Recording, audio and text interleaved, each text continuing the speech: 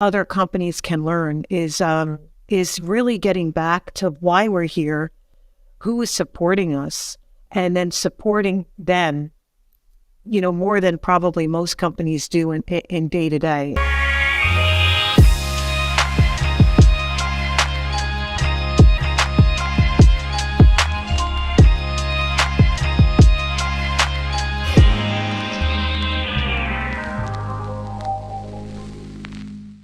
Kellie, it is wonderful to have you here on Leadtail TV. Thank you so much for being here.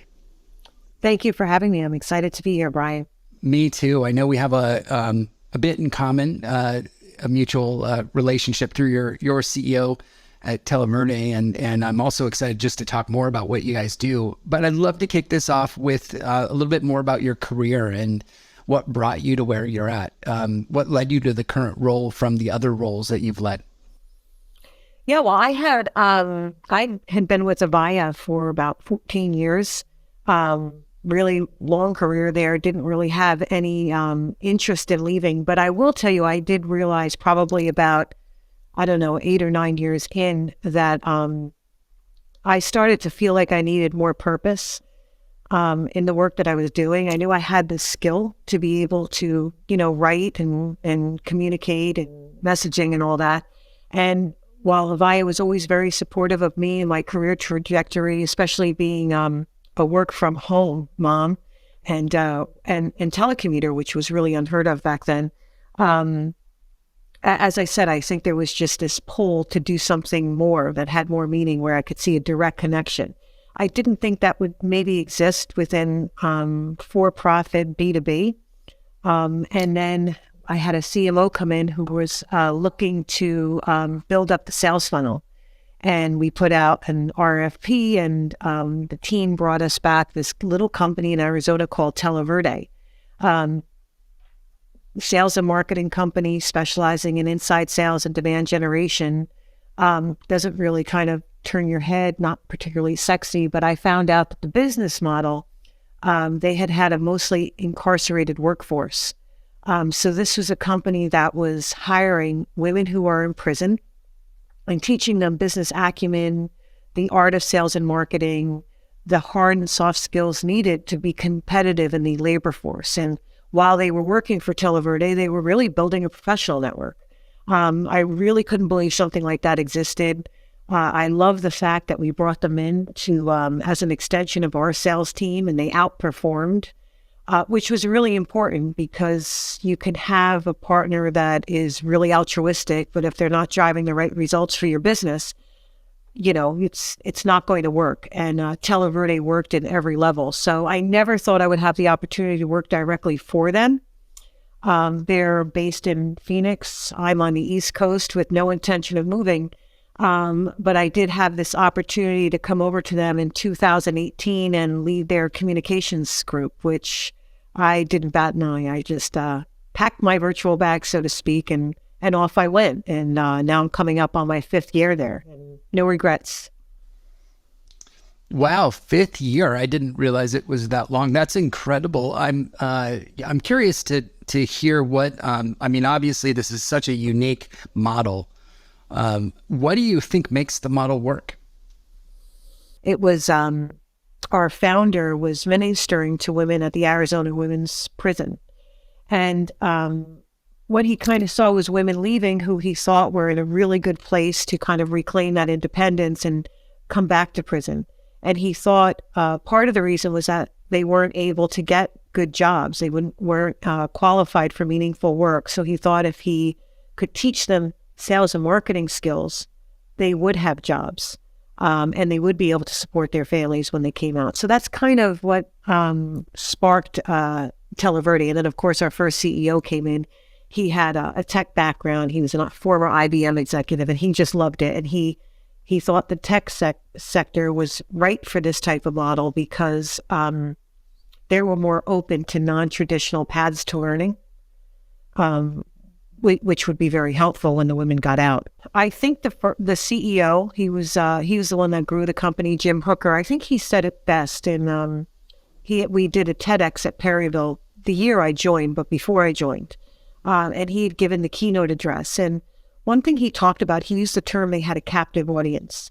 And what that really means is, first of all, you have these women who are really eager to change the trajectory of their lives. So for whatever reason, when they got into prison and they saw Televerde as their hope, their ability to create a better future, reclaim their independence, enter the job market, take care of their families, all of that.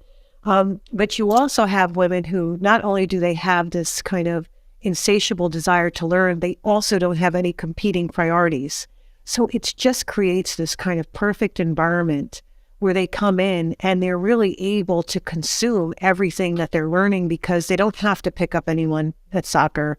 They don't have, there's nothing else vying for their time and attention while they're in there. So they can consume as much information as we give them. And when they get out in the market, quite frankly, they know more than most people who have been in their jobs for 15, 20 years. I could tell you working at Avaya, when we brought them in, I had been probably about 12 years at Avaya at that point, and they knew more than me about our products. And our CMO at the time said, if our salespeople knew our products and services the way that they did, we would have revenue growth quarter after quarter. So I do think where they are just makes for it's the perfect environment to learn, but it's certainly not the environment to learn that one would think of, right?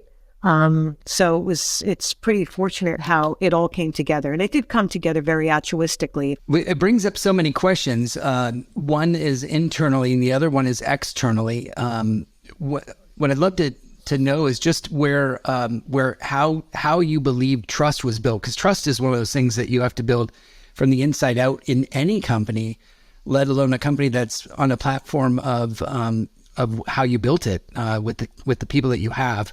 How do you believe trust was created and is continued to be created that helps the company to thrive and survive? Trust goes both ways, right? So I think in order for the leadership team to earn the trust of the workers, you have to be transparent and you have to be available to them, and you have to show that you have their support. Particularly, you have to do that with any workforce. But particularly in this workforce where they're coming to you with distrust because they're in an environment where outside of our centers, our Televerde centers in the prison, there isn't trust, and they're treated very differently than they are when they're in the center. I know for me, I'll speak to me coming from high tech into this space. What I didn't realize was I had gotten to a place in my career where I wasn't really seeing as a communications person, I wasn't really seeing the people. I wasn't considering the impact of messaging anymore.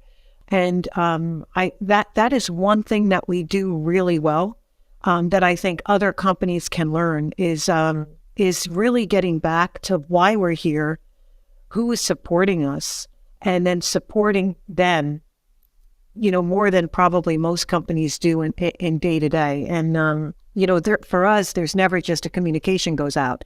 There's communication, there's talking points, there's meetings, there's smaller meetings.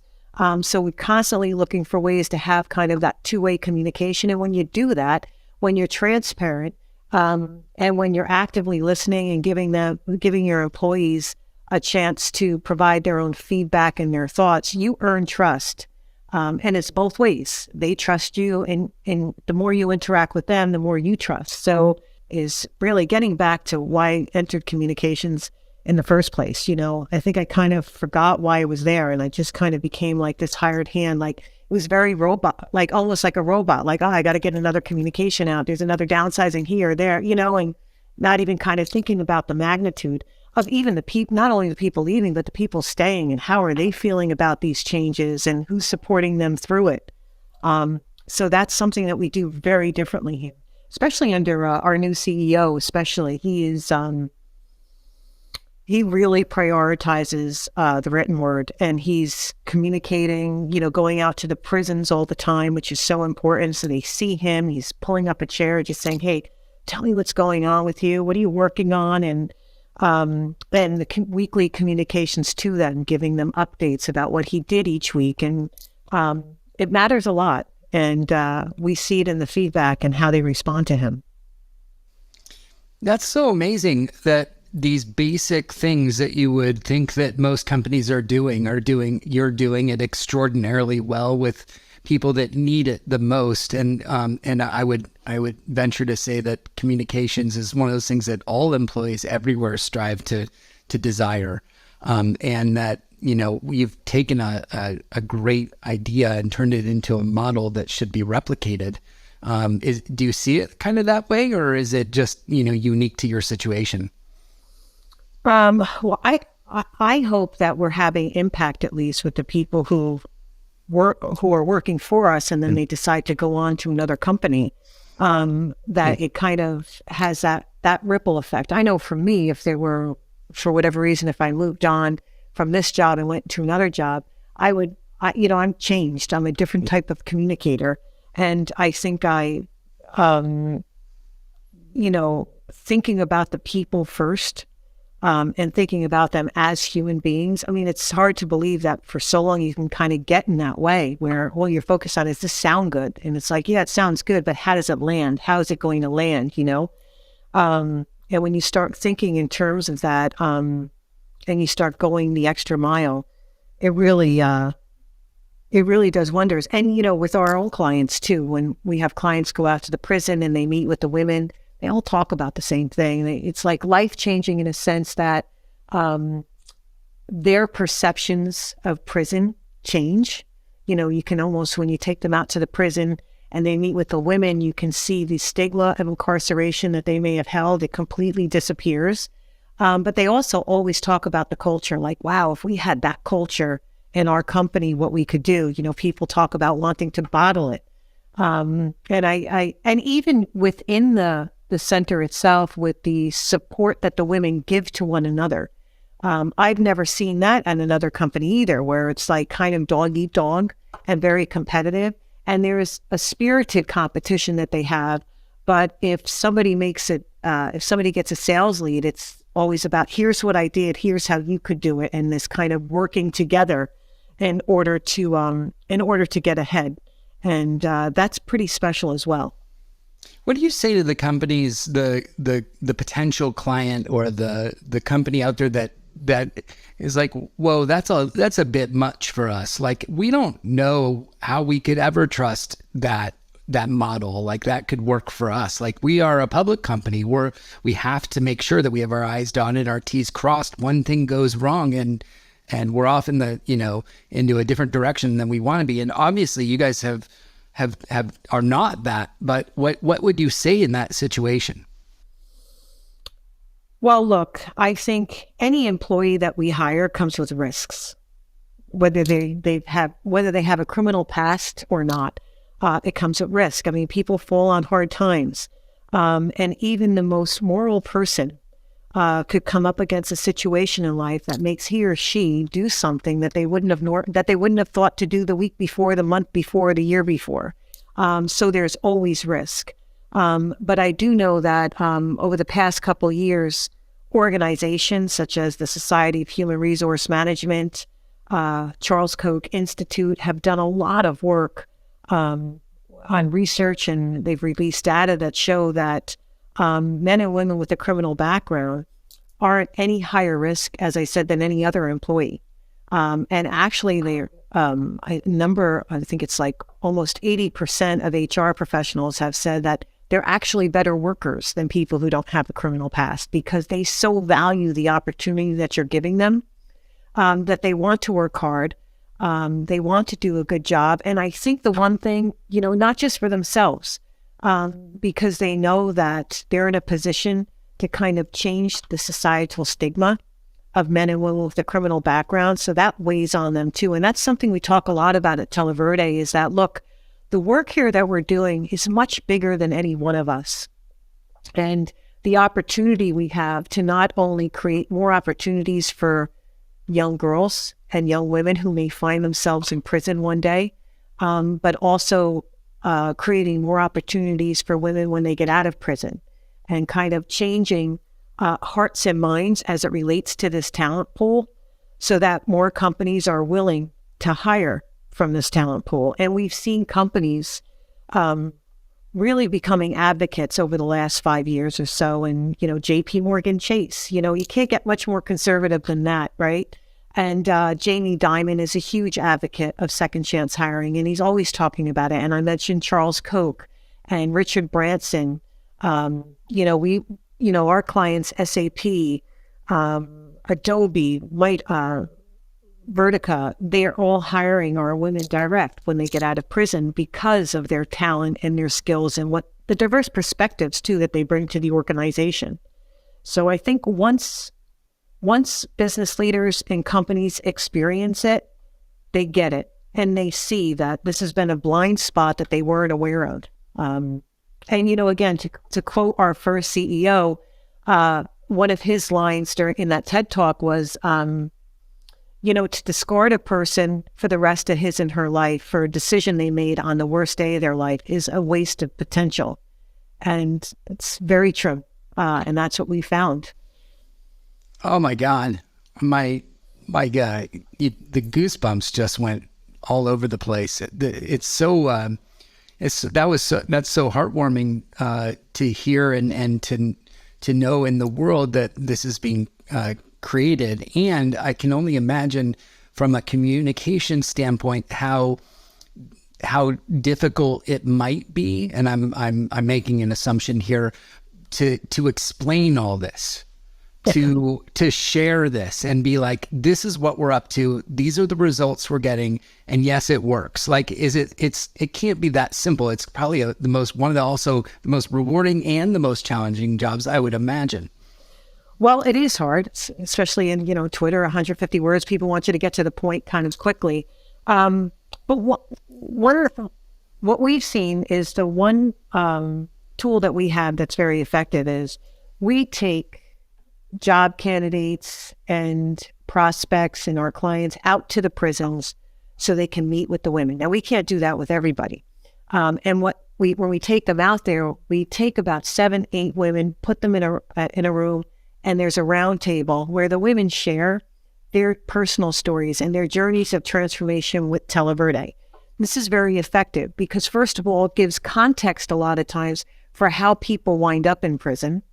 And then it's talking about the power of the second chance investment and how it's enabling these women, many women for the first time, to ever have any type of support or resources in order to find and fulfill their own human potential, which, that doesn't speak very highly of, society, that we're just kind of discarding people from certain neighborhoods or on certain, lower means, type communities. So that's very impactful. So what we're doing now as a marketing team is we're taking those roundtables and we're creating them virtually.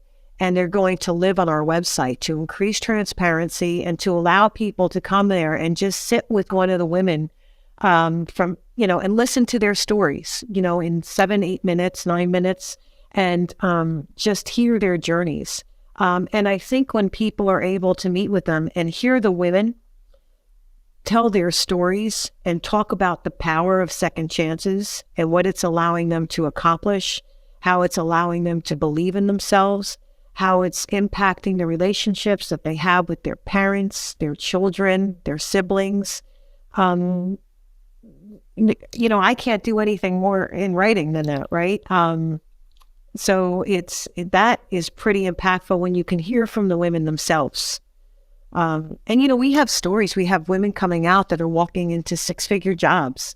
So it speaks to how the knowledge that they accumulate and just how good they are as business professionals. Oh my God. It's like one of those places where you just feel like you're sitting on a hidden gold mine, and yet and you're helping so many people, and you're the best kept secret. It's just like, imagine where this could go and what it could do in so many different ways.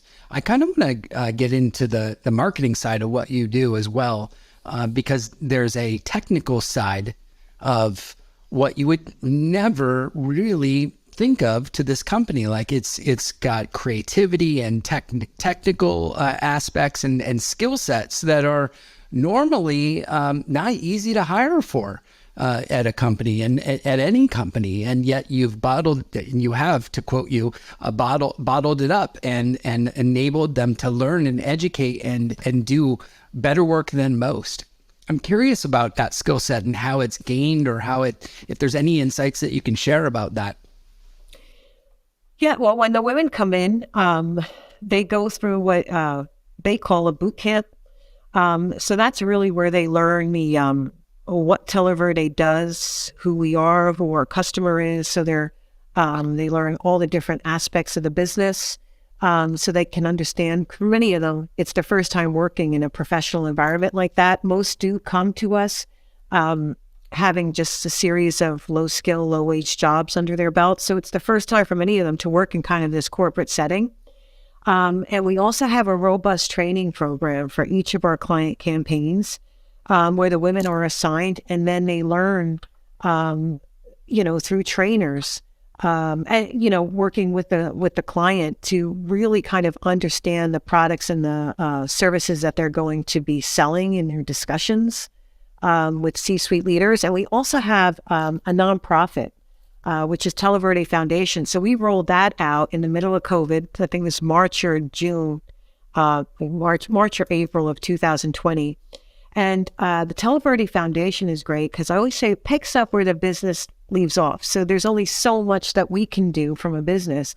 And the Televerde Foundation comes in and they provide the women with more skills like certification and access to higher level college courses and all of that. And also the life skills piece, financial literacy, integrating back into families. So all that stuff that's so important to really ensure a smooth, healthy, and long-term transition once they re-enter society. So that's been incredibly helpful. And what's amazing about Televerde Foundation is it was originally launched to support the women working for Televerde. But Michelle Sirocco, who's the Televerde's Chief Impact Officer, and she's also the Executive Director of Televerde Foundation, and she's also a 22-year graduate of the program. So she began her career inside Perryville Prison. At the time, I think it was the Arizona Women's Prison. I'm not sure where it was located. So she's well aware of what women need when they get out of prison. And she designed this program working with ASU, WP Carey, career readiness, job placement, and all of that. And she also extended it beyond the women of Televerde to be able to impact more women who don't work for us while they're in prison, but giving them the skills and the certification and the job placement support that they need when they get out of prison. So it's been really extraordinary. We're already set up in Arizona, and she's opening up workforce development centers in Indiana as well as Florida. And I know there are plans to expand even more across the United States. So that's really powerful as well. So the women are getting a lot of support, a lot of training, and a lot of access to the education that they need in order to build and grow their careers. I'm flabbergasted. This is just like one of the most amazing things I've ever heard in my life. And I want to ask kind of a direct question, and maybe it's just obvious, but are women just more accountable than men, or is there a reason here that we're not going into men's prisons and doing the same thing, or is the answer quite obvious and right in front of us? We get asked that question a lot. So we're not agreeable to go into prisons. I think what a couple reasons is, one is we started, our founder, he just started in women's prison, and you kind of continue what you know. So I think that's been very much in play. It's also like when you operate centers inside prison facilities as a company, we're responsible to hire people to go in. And again, you're talking about societal stigma. It's a lot harder to find people who are willing to go into men's prisons versus women's prisons. So that's another piece of it. But also, as Michelle would talk about too, is a lot of the programs in prison are geared more towards male-dominated careers. Now, that's not to say that there aren't women who want to be plumbers or electricians or any of those types of programs that they offer. But most of the programs, they're more for male-dominated trades. So knowing that there's such a lack of programs that lead to meaningful careers for women after prison, I think that's one of the reasons also why we just kind of stayed in this area. But I can tell you, we talk about providing life-changing opportunities to disempowered communities. And I can tell you that we are looking at expanding into men's prison facilities. I know that the foundation definitely is. Kellie, thank you. Thank you so much for sharing yourself, your story, your company, your past, your history, everything with us today. I really appreciate it. Well, thank you for having me. I enjoyed being here.